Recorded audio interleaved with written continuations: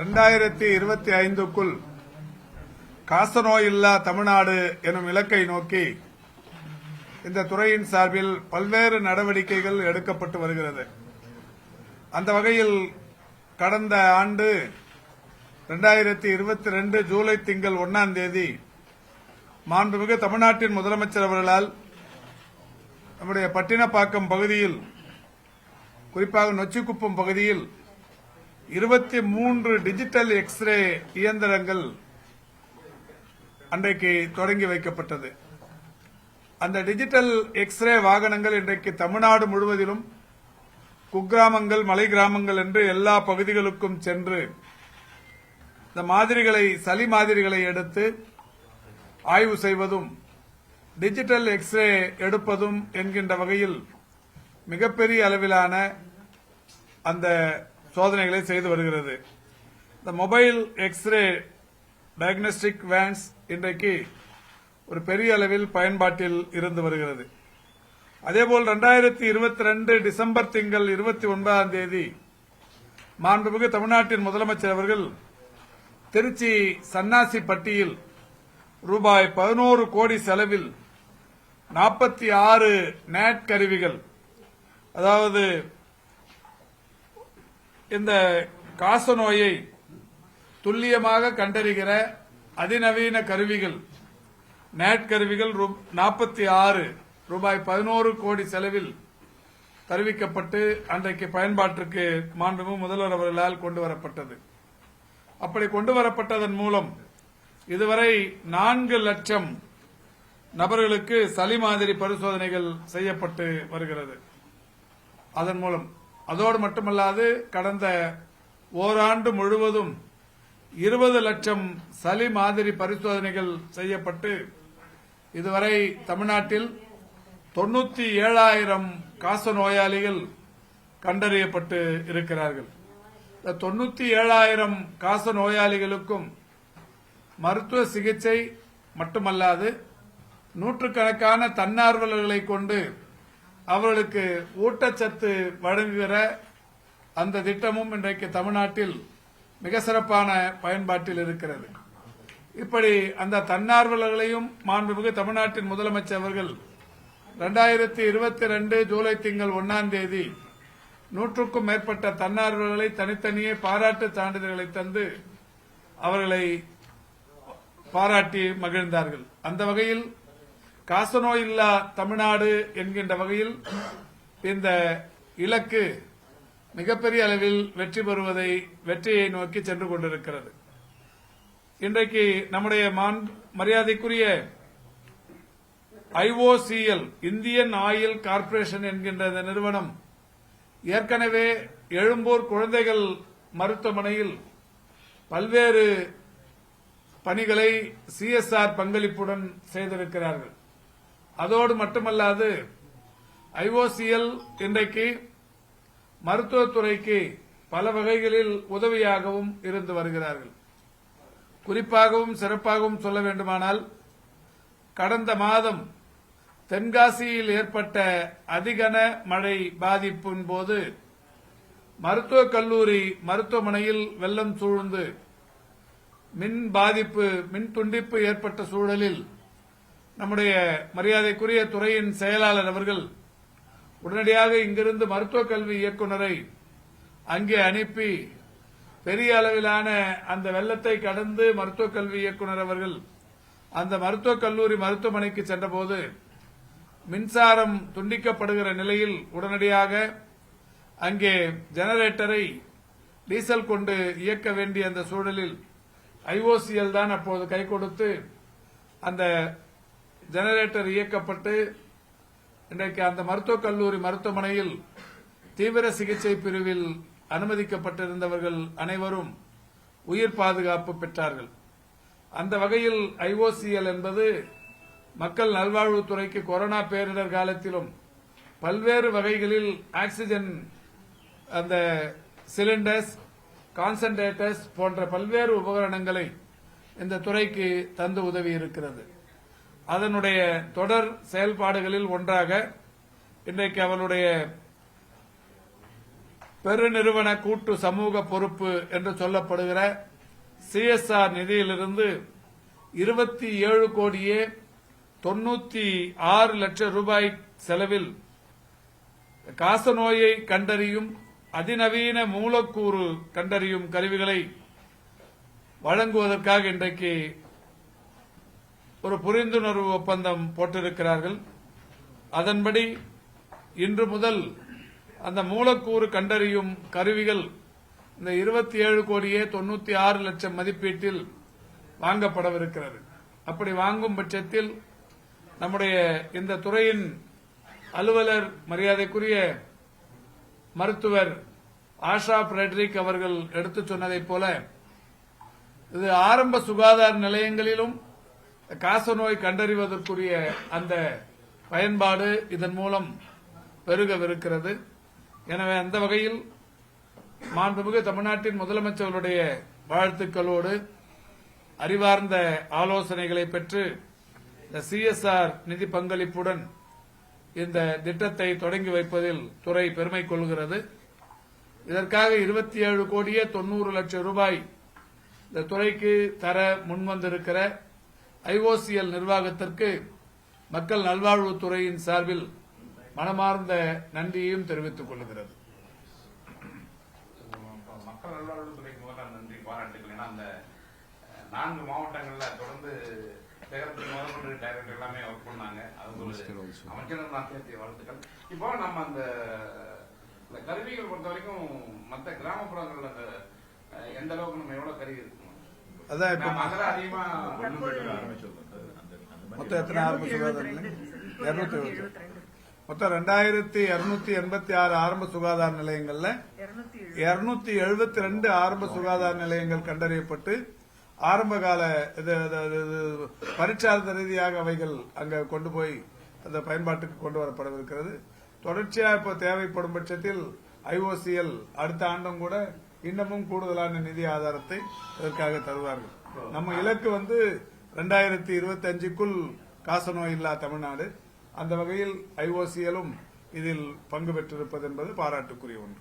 காசநோயை பொறுத்தவரைக்கும் அந்த நோயாளிகளுக்கு அந்த மாத்திரை சார் பெரிய பிரச்சனை இருக்கும். அதுக்கு என்ன ஆல்டர்னேட் ஏதாவது இல்ல மாத்திரைகள் என்பதையும் கடந்து அவர்களுக்கு தேவை ஒரு ஊட்டச்சத்து புரதச்சத்து தான். அதை இன்னைக்கு 100க்கும் மேற்பட்ட தன்னார்வலர்களின் மூலம் தொடர்ச்சியா தரப்பட்டுக் கொண்டிருக்கிறது. அந்த தன்னார்வலர்களையும் முதன்முறையா நம்முடைய மாண்புமிகு முதல்வர் அவர்களே இந்த நொச்சிக்குப்பம் பகுதியில் நடைபெற்ற அந்த டிஜிட்டல் எக்ஸ்ரே வாகனங்கள் இயக்கி வைக்கிற நிகழ்ச்சியில் அவர்களுக்கு தனித்தனியே ஒரு பாராட்டு கேடயங்களை வழங்கினார்கள். இப்போ ஒரு பெரிய அளவில் மகிழ்ச்சியாக முன்வந்து தன்னார்வலர்கள் இந்த ஊட்டச்சத்து தருகிற அந்த திட்டத்தில் இணைந்திருக்கிறார்கள்.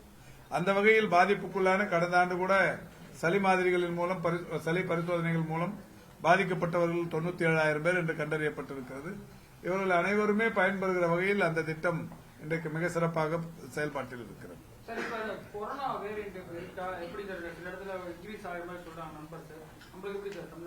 இல்ல இப்ப நான் நேற்றுக்கு கூட அது சொன்னோம். ஒரு 20-30 என்கின்ற அந்த எண்ணிக்கைக்குள்ளதான் இருக்கு. நேற்றைக்கு ஒரு 25 என்கின்ற அளவில் இருந்தது. அதுல ஒரு 15 சென்னை, மற்றது 10 மற்ற மாவட்டங்கள்ல.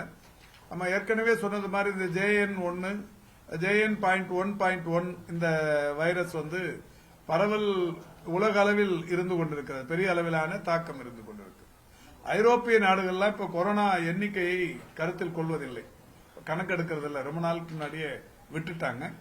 ஆனா இன்னமும் இந்த ஆசிய நாடுகள் இங்க கொஞ்சம் இந்தியா, பிலிப்பைன்ஸ், இந்தோனேஷியா, சிங்கப்பூர் இந்த மாதிரியான நாடுகள்ல தான் இந்த கணக்கெடுக்கிறதுங்கிறத வச்சிருக்கிறாங்க.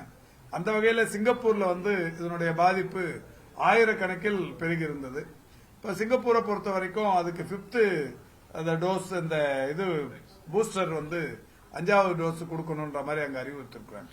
சிங்கப்பூர்ல இருக்கிற national university of Singapore NUS நாம தொடர்ச்சியா அங்க இருக்கிற மருத்துவர்களோட பேசி இருக்கிறோம். இப்போ அந்த பாதிப்பு கூடுதலா இல்லைனாலும் அவங்க 5வது டோஸ் போட்டுக்கணும்னு சொல்லியிருக்காங்க. இந்தியாவை பொறுத்தவரை மக்கள் நல்வாழ்வுத்துறையின் ஒன்றிய அரசு இப்போ அதுக்கான அவசியம் இப்போ தேவையில்லை அப்படிங்கிற மாதிரி சொல்லியிருக்கிறாங்க. இப்போ ஒன்றிய அரசின் அந்த மக்கள் நல்வாழ்வுத்துறை அமைச்சகத்தின் சார்பிலும் கூட அறிவுறுத்தப்பட்ட விஷயங்களும் WHO-வும் சொல்லியிருக்கிற விஷயங்கள் என்பது வயது முதிர்ந்தவர்கள், கர்ப்பிணி தாய்மார்கள், சிறு குழந்தைகள், நோய் எதிர்ப்பு சக்தி குறைவாக இருப்பவர்கள், அது மட்டும் இல்லாம இணை நோய் உள்ளவர்கள், கோமார்பிடிட்டிஸ், இவங்க அத்தனை பேருமே பொதுவான இடங்களுக்கு செல்லும் போது முகக்கவசங்களை அணிந்து செல்வதும், கைகளை கழுவி அடிக்கடி சோப்பு போட்டு கழுவிக்கொள்வதும், ஒரு சமூக இடைவெளியை கடைபிடிப்பதும் நல்லது என்று சொல்லப்பட்டிருக்கிறது. இது பொது சுகாதாரத்துறையின் சார்பில் தொடர்ந்து வலியுறுத்தப்பட்டு வருகிறது. அதை தவிர்த்து பெரிய அளவிலான பாதிப்புகள் இதில் இதுவரை இல்லை. அது மிதமான அளவுக்கான பாதிப்பு தான். ஒரு 4-5 நாள்ல சரியாயிருது. அந்த வகையில் தான் இருந்து கொண்டிருக்கிறது.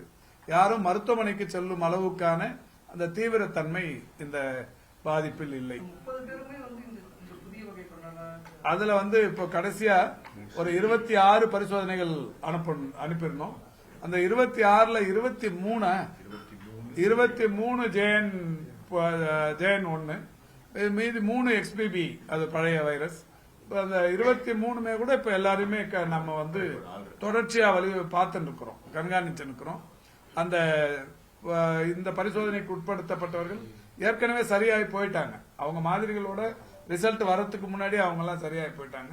இப்ப மற்றவங்களுக்கு எங்கேயாவது கிளஸ்டர் ஏரியாஸ்ல இந்த பாதிப்புகள் ஒரு கிளஸ்டர் இருந்துச்சுன்னா அங்கிருந்து மாதிரி எடுத்து பரிசோதனை பண்ணலாம் அப்படிங்கிற மாதிரி சொல்லியிருக்கிறோம். ஆனா எங்கேயும் கிளஸ்டர் உருவாகல. ஏதாவது ஒரே வீட்டுல 2 பேருக்கு 3 பேருக்கு வர்றது, அக்கம் பக்கத்து வீடெல்லாம் மொத்தமா 10-15 பேருக்கு ஒரு தெருவில் வருது, அந்த மாதிரி எங்கேயும் இல்லை. இண்டிவிஜுவல்ஸ் தான் வருது. வந்திருந்தாலும் அவங்க இந்த உடனடியாக மருத்துவர்களை அணுகும் போது ஒரு 4-5 நாட்கள் மருத்துவத்திற்கு பிறகு குணமடைந்து விடுகிறார்கள். இந்த பெயின் கில்லர் டேப்லெட்ஸ் போதை மாத்திரையா பயன்படுத்தி ரீசன்ட் டேஸ்ல கல்லூரி மாணவர்கள் இறந்திருக்காங்க. நம்ம சிட்டி கமிஷனர் கூட ரிஸ்ட்ரிக்ஷன் போட்டிருக்காரு. நம்ம என்ன ஆக்ஷன் எடுத்துக்கணும்? அதாவது பெயின் கில்லர் நம்ம தடுக்க முடியாது. அதை உட்கொள்வது, அதாவது தற்கொலை முயற்சியை மேற்கொள்ளுபவர்கள் அல்லது இந்த போதைக்காக பயன்படுத்துபவர்கள் எந்த தவறான விஷயத்தையும் பண்றாங்க. இதுக்கு முன்னாடி எல்லாம் ஒரு கொக்கோ கோலால போய் ஒரு ஆஸ்பிரின் மாத்திரையை போட்டு அது போதைக்கு பயன்படுத்தினாங்க. அதுக்கப்புறம் இந்த இது ஒட்டுறது இருக்கு, அதை எடுத்து சாப்பிட்டாங்க. இது மாதிரி மோசமான ஒரு முன்னுதாரணங்களை மேற்கொள்பவர்கள் ஒரு சிலர் எப்போதும் இருந்து கொண்டேதான் இருக்கிறார்கள். அவர்களாகத்தான் பார்த்து இது திருந்தணும். சட்ட ரீதியா இப்போ நாம சட்டப்பூர்வமா அங்கீகரிக்கப்படாத மருந்துகள் எங்கேயும் விற்கிறத நம்ம தடுக்கிறோம். அங்கங்க இருக்கிற இப்போ food safety department, drug control, இவங்க எல்லாருமே அது சம்பந்தமான நடவடிக்கைகள் எடுக்க தான் செய்யறாங்க. இதுல தீவிரமா கண்காணிக்கிறோம். அதுல எங்கேயாவது எதுல போதை கிடைக்குன்னு ரொம்ப தீவிரமா ஆராய்ச்சிகளை மேற்கொண்டு உலக சாதனை படைப்பவர்கள் ஒரு சிலர் எங்கேயாவது இருக்கத்தான் செய்கிறார்கள். நான் சொல்றேன், ஒரே ஒரு செகண்ட். அதாவது ட்ரக்ஸ் பொறுத்தவரையிலே இப்ப ஹெல்த் மினிஸ்டர் சாரும் இதே நேரத்தில் தமிழ்நாடு அரசு சார்பா ஒரு பெரிய லெவலில் கணிக்குதா எங்களுக்கு ஏற்கனவே அறிவுரை கொடுக்கப்பட்டுள்ளது. ஸோ மெயின் பாயிண்ட் என்ன, ட்ரக்கோடைய எல்லா அசிஸ்டன்ட் டைரக்டர்ஸை எல்லாம் ட்ரக் இன்ஸ்பெக்டர் சொல்லிட்டு த்ரூ அவுட் தமிழ்நாடு மெடிக்கல் ஷாப்ஸ்ல இதே மாதிரி பழக்கம் போடக்கூடிய ட்ரக்ஸ் பல்க்ல எங்கெங்க சேல் பண்றதா வாய்ப்பு இருக்கு, அது தவல் இருக்கு, அது அவ்வப்போது திடீர்னு செக் பண்ணி 15 நாள்ல ஒரு தடவை நாங்க ஸ்டேட் லெவல்ல நானும் கூட போலீஸோட ஏடிஜிபி என்போர்ஸ்மெண்ட் எல்லாம் ரிவ்யூ பண்றோம். அந்த அடிப்படையிலே சில இடத்துல ஷாப்ஸ்ல இருந்து bulk habit forming drug sale இருக்கிறதா கண்டுபிடிச்சிட்டு அவங்களுக்கு உரிய ஷோகாஸ் நோட்டீஸ் கொடுத்துட்டு அவங்க மேலே நடவடிக்கை எடுக்கப்பட்டு வருகின்றது. குறிப்பாக வட சென்னையில இது ஸ்ட்ராங்கா இது கண்காணிக்கப்பட்டு வருகிறது. போலீஸ் கமிஷனரிடம் கூட வரக்கூடிய தகவல் அடிப்படையிலே எங்கெங்க இது மாதிரி பல்க் சேல் இருக்கின்றது அது நாங்க கண்காணிக்கிறோம். we are taking action in this.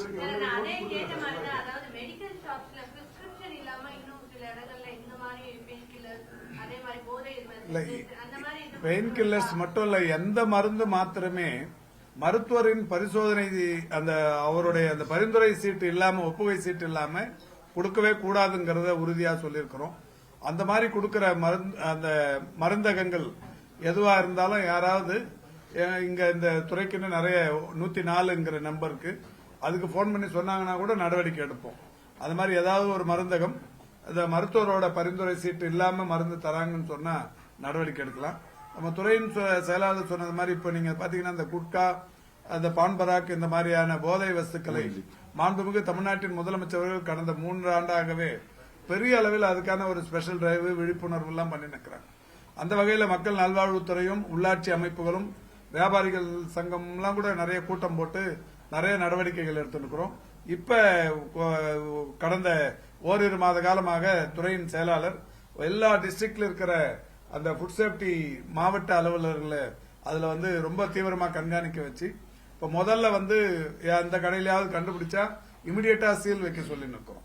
அந்த வகையில் இப்ப 1000க்கும் மேற்பட்ட கடைகள் தமிழ்நாடு முழுவதும் சீல் வைக்கப்பட்டிருக்கிறது. இப்ப சீல் வச்சிட்ட உடனே நிறைய கடைக்காரங்க சங்க நிர்வாகிகளோட இங்க ரெப்ரசென்ட் பண்ணிருக்கிறாங்க. அவங்களுக்கும் சொன்னது, அவங்களே இதுல ரொம்ப ஆர்வமா இருந்தாங்க.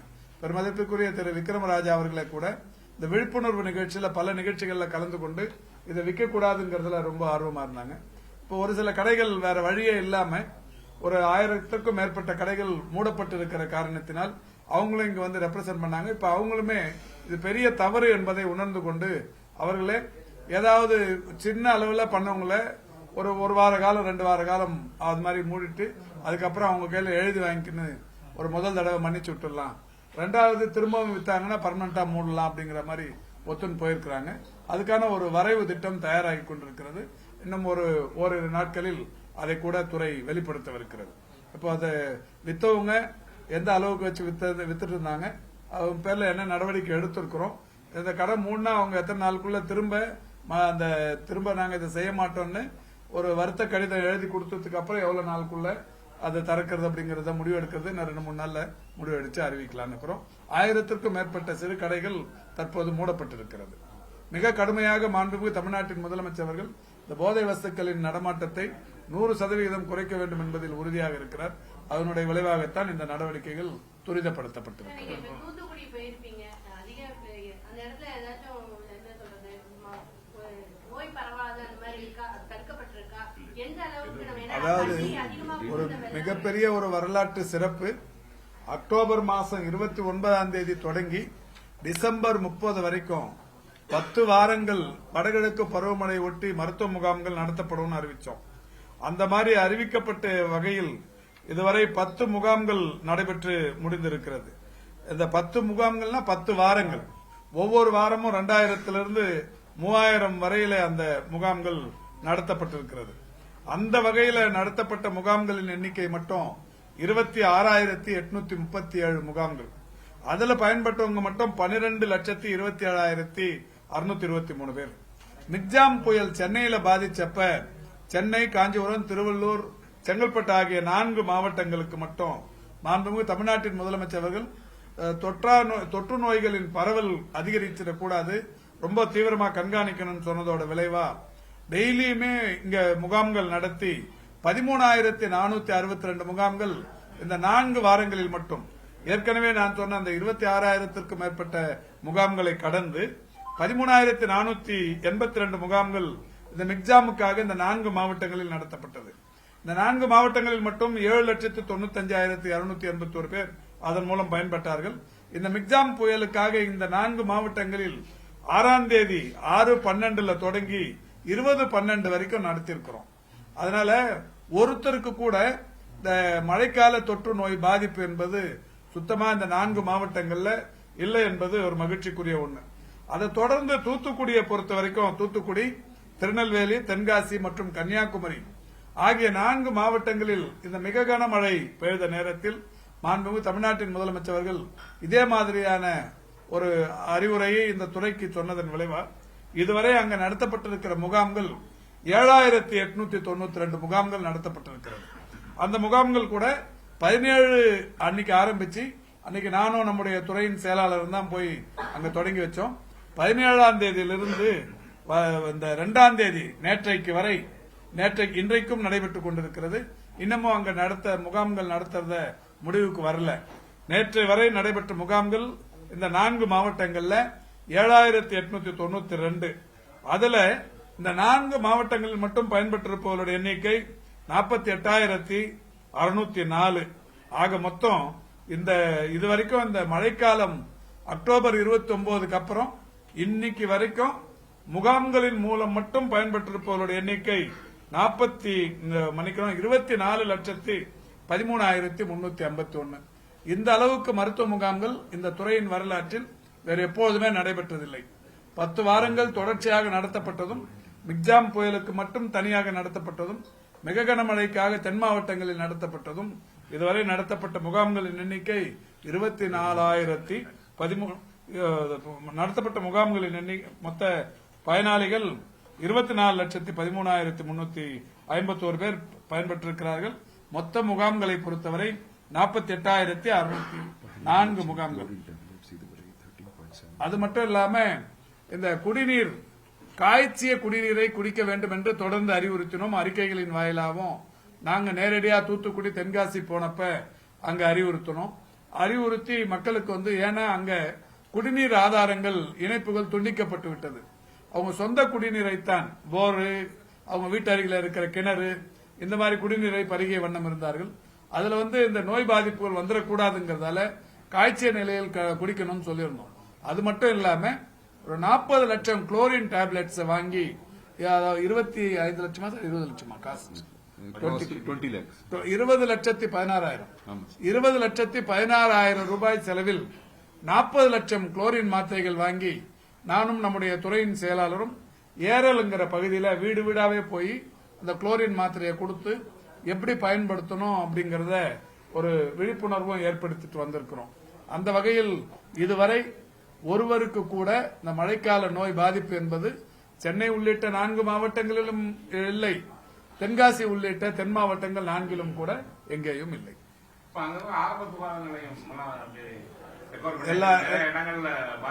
அதாவது ஒரு 60க்கும் மேற்பட்ட ஆரம்ப சுகாதார நிலையங்கள்ல பெரிய அளவிலான பாதிப்பு இருந்தது. ஒரு மாடி மூழ்கிற அளவுக்கு தண்ணி இருந்தது. ஒரு 4-5 இடங்களில் சுற்றுச்சுவர் இடிந்து விழுந்தது. ஒரு 10க்கும் மேற்பட்ட மருத்துவமனைகள்ல மருந்து மாத்திரைகள்லாம் அழிந்து போனது. இந்த 60க்கும் மேற்பட்ட மருத்துவமனைகள் ஆரம்ப சுகாதார நிலையங்கள், துணை சுகாதார நிலையங்கள் 100க்கும் மேற்பட்டவைகள். இவ்வளவு பெரிய பாதிப்புக்கு பிறகும் கூட அந்த நம்முடைய மரியாதைக்குரிய துறையின் செயலாளர் அங்கேயே முகாமிட்டிருந்தார்.